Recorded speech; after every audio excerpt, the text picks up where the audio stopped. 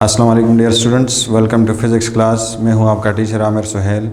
आज हम डिस्कस करेंगे significance of vector product. Vector product का फ़ायदा आप कह सकते हैं, एप्लीकेशन आप कह सकते हैं, इसको हम कहाँ पे यूज़ करते हैं। ठीक है, तो vector product gives us the area of plane determined by A and B. Vector A और बी जिस प्लेन में हैं तो उस प्लेन का एरिया हमें मिलता है वेक्टर प्रोडक्ट से। किस तरह? तो हम देखते हैं, एक रेक्टेंगल लेते हैं। इस रेक्टेंगल के एक साइड का लेंथ है लेट से ए और दूसरे साइड का लेंथ है लेट से बी। ठीक है, तो रेक्टेंगल का एरिया हम मालूम करते हैं length multiply by breadth, A multiplied by B से। ठीक है, तो ये ए मल्टीप्लाई बाई बी असल में इस रेक्टेंगल का लेंथ हो गया। अब आते हैं हम वेक्टर्स की तरफ। लेट से इस रेक्टेंगल ये हमारे पास एक वेक्टर ए है, ये हमारे पास एक वेक्टर बी है। ठीक है, और इनका आपस में एंगल जो बन रहा है वो 90 डिग्री है। इनके लिए हम क्रॉस प्रोडक्ट कर लेते हैं। A cross B equals to A B sine theta without unit vector. ठीक है, हम मैग्नीट्यूड्स को यहाँ डिस्कस कर रहे हैं। सो ए बी साइन 90 हमारे पास 1 के बराबर है। इससे आगे हमारे पास ए बी। ठीक है, so A cross B now gives us area of this rectangle or this rectangle. ये ए क्रॉस बी हमें इस रेक्टेंगल का एरिया दे रहा है। ठीक है, जो कि किस चीज़ के बराबर है? ए बी के बराबर है। पहले भी हमारे पास रेक्टेंगल का एरिया बराबर था ए बी से, जो पुराना फार्मूला आप पढ़ते थे लेंथ बाई ब्रेथ से।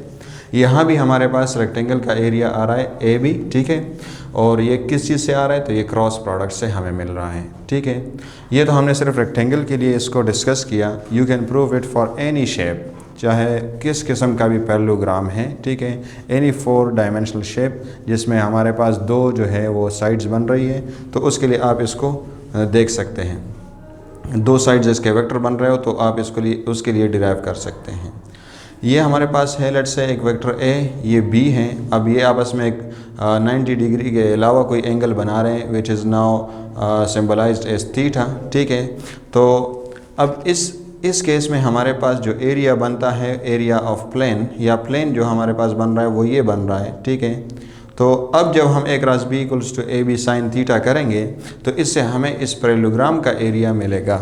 इसको आप मैथमेटिकली डिराइव कर सकते हैं। ठीक है, in short vector product gives us the area of parallelogram. आपको वेक्टर प्रोडक्ट जो है वो क्या देगा? पैरेललोग्राम का एरिया देगा। ठीक है, जिस भी एंगल में ये ओरिएंटेड हो इससे पैरेललोग्राम बनेगा और वो आपको एरिया मिलेगा। ठीक है, हम कुछ केसेस इसकी डिस्कस करते हैं और भी क्लियर हो जाएगा। When A equals to B, जब आपके पास वेक्टर ए का मैग्नीट्यूड और बी का मैग्नीट्यूड बराबर हो और इनके बीच में थीटा 90 हो, then vector product gives us area of square.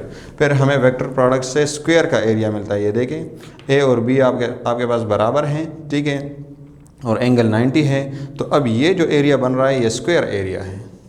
और जब आपके पास इनके बीच में बल्कि आपके पास ये ए और बी बराबर ना हो और एंगल 90 डिग्री हो, then vector product gives us area of rectangle. फिर हमें रेक्टेंगल का एरिया मिलता है जो हमने यहाँ देख लिया। ए और बी बराबर नहीं है, देखिए ए का मैग्नीट्यूड थोड़ा ज़्यादा है और बी का थोड़ा कम है। ठीक है, एंगल इनके बीच में 90 है, तो अब हमें किस चीज़ का एरिया मिल रहा है? ये रेक्टेंगल है, रेक्टेंगल का एरिया हमें मिल रहा है। If theta between vectors is zero, अगर वेक्टर्स के बीच में एरिया जो वेक्टर एंगल है वो ज़ीरो हो, यानी पैरेलल वेक्टर्स हैं या एक लाइन में वेक्टर्स लाई कर रहे हैं, then area of plane determined by vectors is zero. फिर एरिया हमारे पास ज़ीरो आता है। ठीक है, वेक्टर्स साथ ही वेक्टर्स के बीच में कोई एंगल नहीं है, मीन्स एक लाइन में लाई कर रहे हैं, वो किसी एरिया को डिस्क्राइब नहीं कर रहे हैं। Let me show it to you. ये एक वेक्टर है लेट से ए और इसी तरह आपके पास इसी लाइन से पास कर रहा है वेक्टर बी। ठीक है, अब इनके बीच में कोई एंगल नहीं है, तो आप जब इनका क्रॉस प्रोडक्ट लेंगे, A cross B equals to A B sine of zero. Sine zero आपको क्या देता है? ज़ीरो।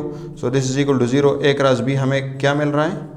ज़ीरो मिल रहा है। क्रॉस प्रोडक्ट से भी हमें ज़ीरो मिल रहा है। और अगर आप देख लें इंट्यूशन से, तो ये ए और बी इनके बीच में कोई एंगल नहीं है। ठीक है, तो ये किसी एरिया को यहाँ पर डिस्क्राइब कर रहे हैं।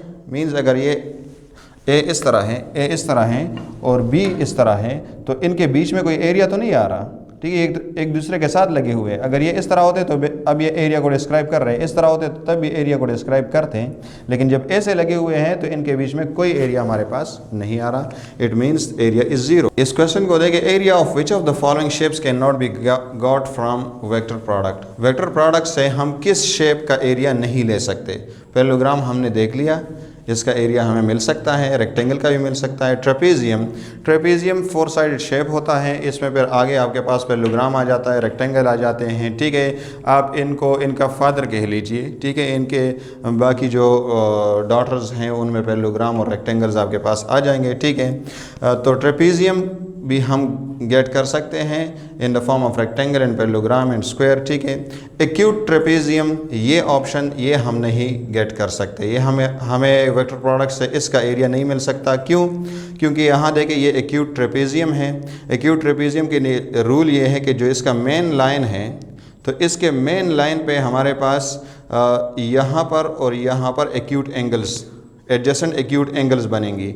ये भी एक्यूट एंगल है, ये भी एक्यूट एंगल है, ये इसके लिए रूल है, तब ये एक्यूट ट्रेपेजियम होगा।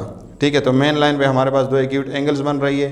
अब अगर हम ये ए क्रॉस बी करेंगे तो हमें इस किस्म के शेप का एरिया मिलेगा, इस किस्म के शेप का एरिया नहीं मिलेगा। दैट्स वाई हम इसका एरिया वेक्टर प्रोडक्ट से हासिल नहीं कर सकते। आप चाहे किसी भी एंगल से इसको ओरिएंट कर लें। एरिया हमारे पास जो वेक्टर प्रोडक्ट से आता है वो 2 किस्म का है, एक पॉजिटिव एरिया, एक नेगेटिव एरिया है। पॉजिटिव एरिया कब होगा? वेक्टर प्रोडक्ट के रिजल्ट में जो एरिया आएगा वो पॉजिटिव तब होगा जब एरिया डिस्क्राइबिंग वेक्टर्स के राइट साइड पे होगा। ये वेक्टर ए है और ये बी है। ठीक है, तो एरिया आप देखें इसके राइट साइड पे है, इस तरफ भी हो सकता था, लेफ्ट पे भी हो सकता था, लेकिन यहाँ राइट पे आ रहा है। तो अब बताएं कि ये एरिया जब राइट पे है तो ये कौन सा है? This is positive area. इसी तरह ये वेक्टर्स ए और बी, ठीक है, तो इनके साथ ये भी जिस एरिया को डिस्क्राइब कर रहे हैं वो वेक्टर्स के राइट साइड पे आ रहा है, वेक्टर्स के राइट साइड पे, वेक्टर्स के राइट साइड पे। ठीक है, सो this is also positive area. Negative को आप देखें, ये डिस्क्राइबिंग वेक्टर्स हैं ए और बी, तो ये एरिया, ये जो एरिया है ये इनके लेफ्ट साइड पे आ रहा है। यहाँ भी देखें डिस्क्राइबिंग वेक्टर्स ए और बी है, जो जिस एरिया को ये डिस्क्राइब कर रहे हैं वो एरिया किस तरफ आ रहा है? वो भी यहाँ भी लेफ्ट साइड पे आ रहा है। It means this area and this area are negative. ठीक है, सो जब राइट साइड पे हो तो पॉजिटिव एरिया, लेफ्ट साइड पे हो तो नेगेटिव एरिया। एरिया का direction of area is found by right hand rule. Right hand rule से हम इसको फाइंड करते हैं, जैसे आपने पहले ही पढ़ा था। ठीक है, तो ये यहाँ पर लेट से आपके पास ये वेक्टर ए है और ये बी है, तो ए के डायरेक्शन में हाथ खोलेंगे, बी की तरफ लेके जाएंगे। ठीक है, तो इनटू द बोर्ड आ रहा है या नेगेटिव जेड एक्सिस में आ रहा है। ठीक है, तो इसको हम नीचे की तरफ ले लेते हैं क्योंकि हम इनटू द बोर्ड नहीं जा सकते। यहाँ आप देखें ए के डायरेक्शन में हाथ खोले, बी की तरफ ले जाए, आउट ऑफ द बोर्ड आ रहा है, पॉजिटिव जेड एक्सिस में आ रहा है। तो ये बेसिकली आपको जो वेक्टर प्रोडक्ट है उसका डायरेक्शन मिल रहा है और वेक्टर प्रोडक्ट का मैग्नीट्यूड हमारे पास एरिया आ रहा है। ठीक है, so we can say that this direction is also the direction of this area. ये इस एरिया का भी डायरेक्शन है। ठीक है, सो एरिया का डायरेक्शन हम राइट हैंड रूल से मालूम करते हैं। Thanks a lot.